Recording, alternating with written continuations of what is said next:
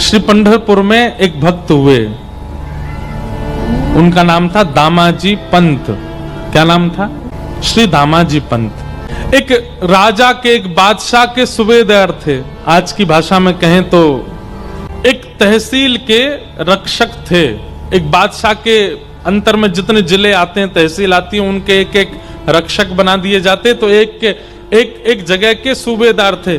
सोलापुर के पास में एक जगह है, वहां के। एक बार अकाल पड़ा और उस अकाल के कारण लोगों के लिए भोजन की व्यवस्था नहीं थी।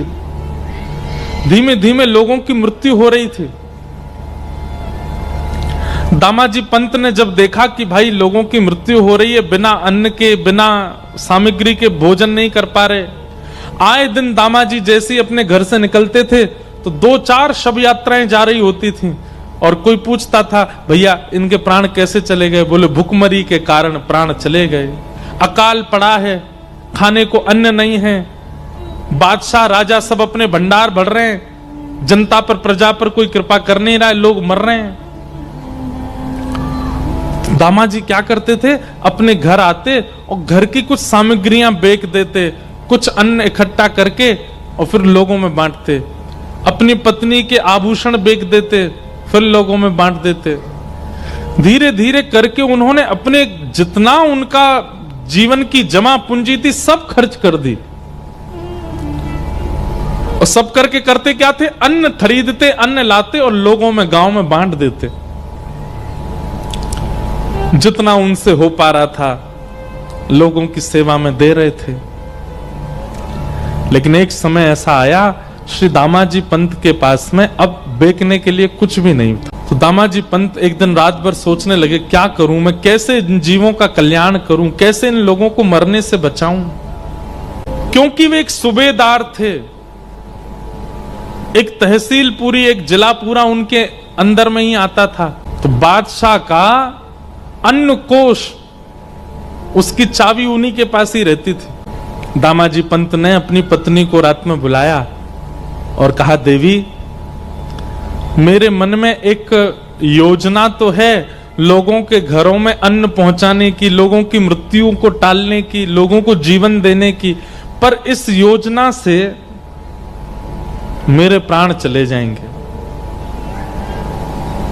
पत्नी घबरा गई, बोले आप कैसी बात कर रहे हैं? ऐसा कुछ भी नहीं करना जिससे आपके प्राण जाएं, मैं कहां जाऊंगी फिर?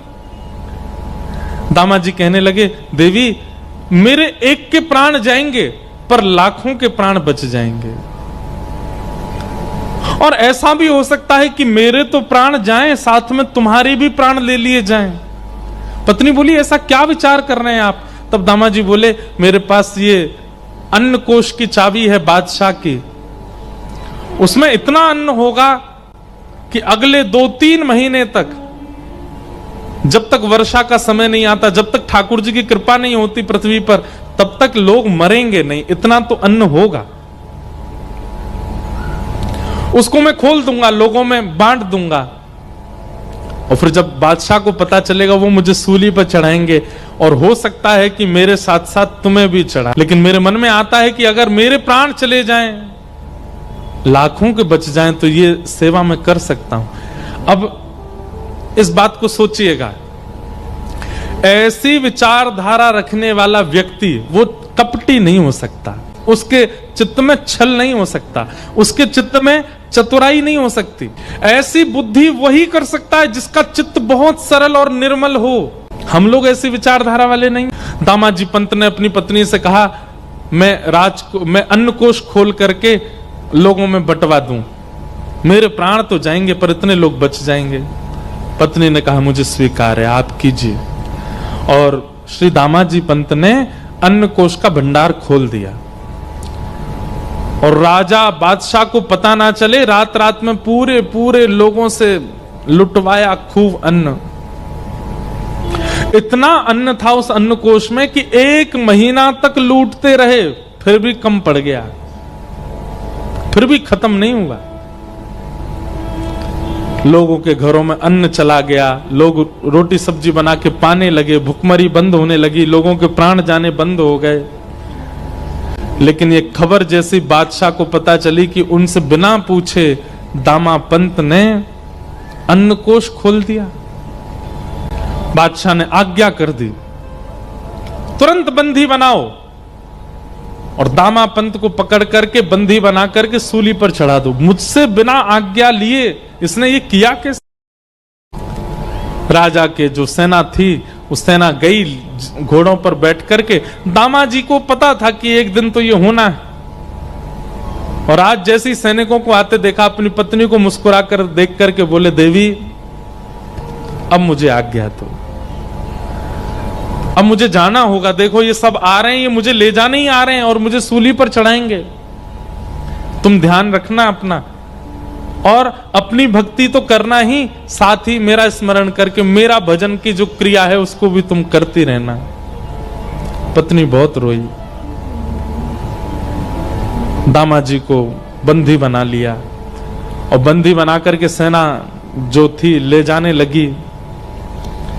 चलो राजा की आज्ञा है, तुम्हें सूली पर चढ़ाना है। हाथों में हथकड़ी, पैरों में बेड़ियां बांध करके ले जा रहे थे दामा जी को। थोड़ी दूर पर पंढरपुर आया और पंढरपुर आते ही नेत्र सजल हो गए श्री दामा जी के। और जो सेनापति था उससे कहा, एक अंतिम इच्छा मेरी पूरी कर देंगे आप? बोले क्या? ये मेरे इष्ट का स्थान है, श्री पंडरीनाथ भगवान यहां विराजते। आपकी अगर आज्ञा हो तो मैं ठाकुर जी को केवल प्रणाम कर लूं। प्रणाम करके मुझे बस उनका दर्शन करना है। ठाकुर जी के सन्मुख दामा जी को ले गए।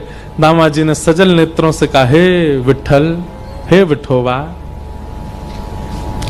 मैंने अपने लिए कुछ नहीं किया, केवल आपको भजने वाले वैष्णव, आपके जन, ये संसार के लोग ये केवल खा सकें, इनके अकाल मृत्यु से, अकाल कारण से मृत्यु ना हो, बस इसलिए मैंने वो अन्न कोश खोल दिया। किया मैंने गलत है, ये अपराध मैंने किया कि एक बादशाह का अन्नकोश, एक राजा का अन्नकोश उससे बिना पूछे मैंने खोल दिया। लेकिन मैं अगर उनसे पूछने जाता तो वो कहीं ना कहीं चाबियां भी मुझसे अपने पास रख लेते और फिर मैं जीवन में कभी मानव सेवा नहीं कर पाता, लोगों को अन्न नहीं दिलवा पाता। इसलिए मैंने उनसे पूछना उचित नहीं समझा। बिना पूछे ये क्रिया मैंने की, जो कि है तो अपराध। लेकिन भगवान, इस अपराध से क्रुद्ध होकर के, नाराज होकर के आप चाहे जो मुझे दंड दीजिएगा, पर नाथ अपने से दूर मत कीजिएगा।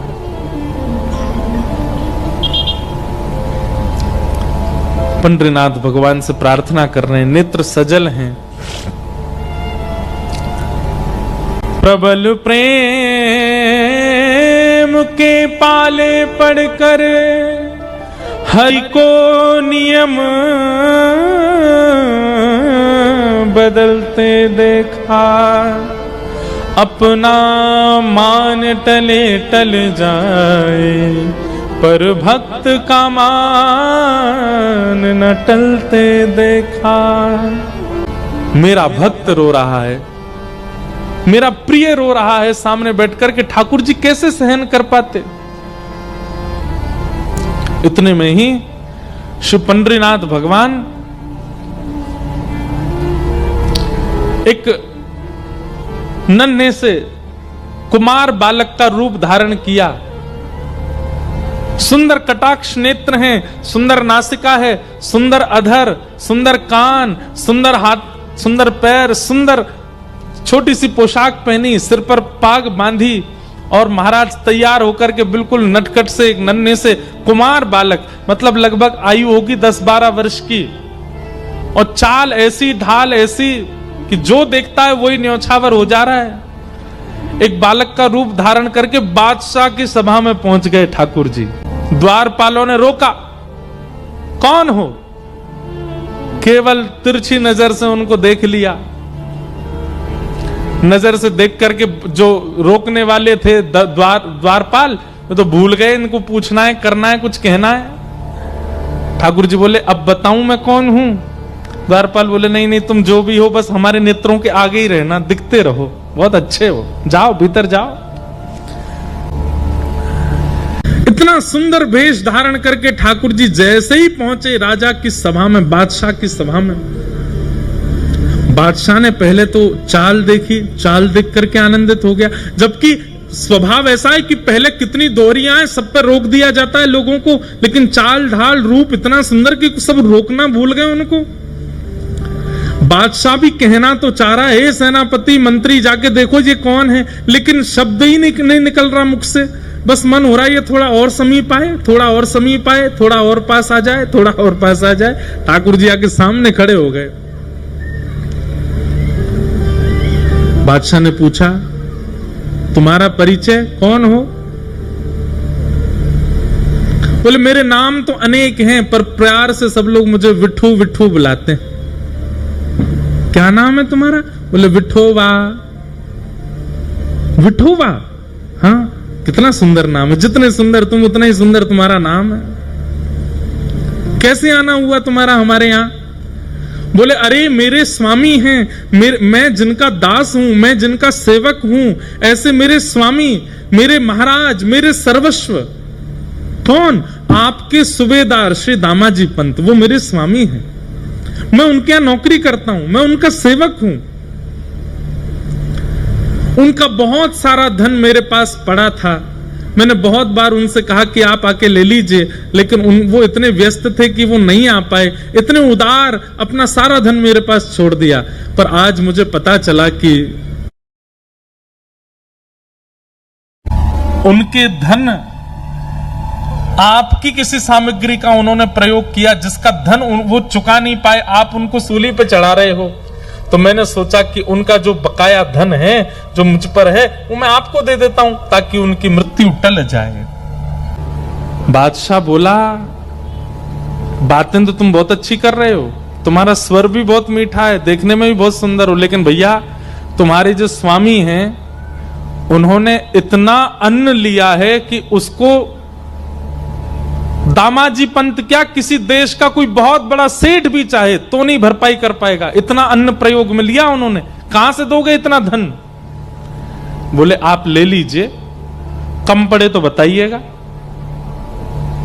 कहां है, लेके आयो? कोई बैलगाड़ियों में लायो? किस? बोले, नहीं, ये रखी पोटली। बादशाह जोर से ऐसा बोले, इस पोटली में लाए? बोले, हाँ। चलो निकालो, कितना है हम भी देखें।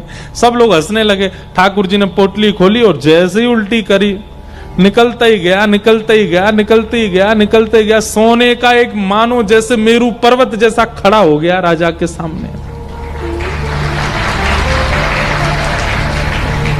बादशाह तो आज पहले तो रूप पे मोहित हो गया, फिर वाणी पर मोहित हो गया, चाल ढाल पर मोहित हो गया, फिर ये चमत्कार देख करके वो तो बिल्कुल मानो जैसे न्योछावरी हो गया।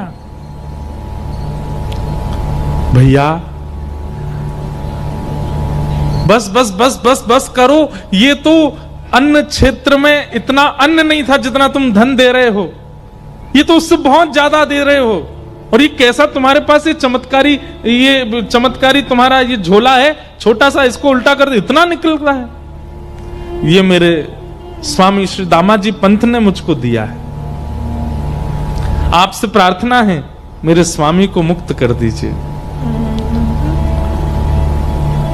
ऐसा कह करके पोटली अपने कमर पर बांध के ठाकुर जी तो वहां से चाल ढाल करते चले गए। राजा देखता ही रहा अपलक नेत्रों से।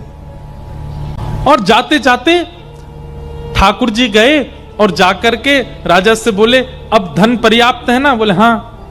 अब एक पत्र में लिख दीजिए कि आपने दामाजी पंत ने आपके समस्त अन्य क्षेत्र का धन आपको चुका दिया और आप उनकी मृत्यु जो दंड आप दे रहे हैं उसको आप टालते हैं, अपना हस्ताक्षर करके मोहर लगा दीजिए। और एक पत्र पर सब लिखवा करके मोहर लगा के हस्ताक्षर करवा के ठाकुर जी तो चले गए। बादशाह देखता ही रह गया। दामाजी पंत का नित्य नियम था, गीता जी का पाठ करते थे। आज सूली पर चढ़ना था उनको प्राण त्यागने के लिए। अपने अंतिम समय में अपना नित्य कर्म कर रहे थे, संध्या वंदन करके गीता जी जैसे ही उन्होंने खोली उसमें वो पत्र मिला। पत्र में लिखा था, श्री दामाजी पंत ने जितना अन्न प्रयोग किया सबका धन चुका दिया, बादशाह के हस्ताक्षर और नीचे मोहर। गीता जी में वो मिल गया। दामाजी पंत देख करके आश्चर्यचकित हो गए और यहां सब लोग उनको उठाने के लिए, अब ये पत्र किसको दिखाएं, कौन मानेगा? पत्र तो देख लिया, इतने में कुछ लोग आए और राजा ने उनको भेजा था सेना को, और सेना से जाकर के कहा, भैया दामाजी पंत की जो मृत्यु के लिए सूली बनाई है ये स्थगित करो। क्यों? बोले इन्होंने सारा धन चुका दिया है और इनका सेवक गया था वहां राजा के यहाँ, बादशाह के यहाँ जाकर के उसने धन चुका दिया है, इनकी अब मृत्यु टल गई है। दामाजी पंत समझ गए, बोले कि ये कोई और नहीं कर सकता। इतना धन कौन देगा अन्न के लिए? आज के युग में कोई और देश का बादशाह भी चाहे तो इतना धन नहीं दे सकता। ये तो मेरे श्री पंडरीनाथ की कृपा है। मृत्यु टल गई, आप दौड़े पंडरीनाथ भगवान का दर्शन करने के लिए। यहां पीछे बादशाह, वो जब से ठाकुर जी दिखे उसको बावड़ा हो गया था, उसको कुछ सुहाई नहीं रहा था। वो बोला वो तो मिल नहीं रहा जो आया था, कम से कम दामाजी के पास ले जाओ, वो अपने सेवक से मुझे मिलवा दें। बादशाह को लेकर के दामाजी पंत के पास गए। दामाजी पंत बैठे थे पंडरीनाथ भगवान के मंदिर के बाहर, और बादशाह ने जाकर के उनको पहले प्रणाम किया। दामाजी पंत बोले, अरे बादशाह आप इस प्रकार प्रणाम मत कीजिए, आप इसके हम इसके अधिकारी। बोले नहीं नहीं भैया, आप इसके अधिकारी हो, सब बातें बाद में होंगी, जो कहना सुनना सब बाद में होगा। तुम्हारा एक सेवक आया था जो सारा धन दे करके गया, उसका नाम विठोबा था। वो सेवक तुम्हारा कहां है? हम तुमसे जीवन में कभी कुछ नहीं मांगेंगे, और भैया तुमको सूबेदार नहीं, हम तुमको अपना मंत्री बना देंगे, बस अपना वो सेवक हमको दे दो। दामाजी पंत बोले, मेरा कोई सेवक नहीं है स्वामी, मैं सबका सेवक हूं, मेरा सेवक कौन है? अरे बोले वो सांवला सा था, उसकी चाल बड़ी मधुर थी, बोलता था तो ऐसा लगता था मानो मिश्री निकल रही है। बोलता वो था, मुंह में पानी हमारे आता था। ऐसा पहली बार देखा कि किसी की वाणी सुन के मुंह में पानी आता हो, किसी का दर्शन करके रोम रोम पुलकित होता हो, किसी को देख करके आंखें झपकना भूल जाती हूं। मुझे रात भर नींद नहीं आती है, मुझे वही दिखता है। मैं तुमसे हाथ जोड़ के प्रार्थना करता हूं, हम धन कोष तुमको दे देंगे, अन्न कोष तुमको दे देंगे, अपना वो सेवक हमको दे दो। बादशाह का हाथ पकड़ करके दामाजी पंत सीढ़ियों पर लेकर के गए और कहा, नेत्र उठा करके देखो कहीं ये तो नहीं थे। सामने श्री पंडरीनाथ भगवान खड़े थे। जैसे ही बादशाह ने दृष्टि उठा करके देखा तो बाकी सबको तो वो पंडरीनाथ जी के रूप में दिख रहे थे, पर बादशाह के आगे वो साक्षात जो विठोबा आया था वैसे ही प्रकट हो गए, और प्रकट होकर के वैसे ही नैन मटकाने लगे, वैसे ही मुस्काने लगे, वैसे ही अपने अंगों को हिलाने लगे। बादशाह देख करके उनका मुरीद हो गया, हृदय से लगा लिया। दामाजी पंत ने बोले, भाग्यशाली हो भैया तुमने कोई जप नहीं किया, तप नहीं किया, कोई पुण्य नहीं किया, तुमने साक्षात हमारे परमात्मा का दर्शन कर लिया। तुम्हारे यहां जो विठोबा आए थे यही है, यही पंडरीनाथ ही आए थे। दामाजी पंत ने तो सब छोड़ करके पंढरपुर वास कर लिया। उस बादशाह ने भी नियम बना लिया, हर महीने की एकादशी पर पंढरपुर जाना और श्री पंडरीनाथ जी का दर्शन करना, विठोबा विठोबा कहकर के रोना और नित्य प्रार्थना करना। एक बार वैसी चाल, वैसी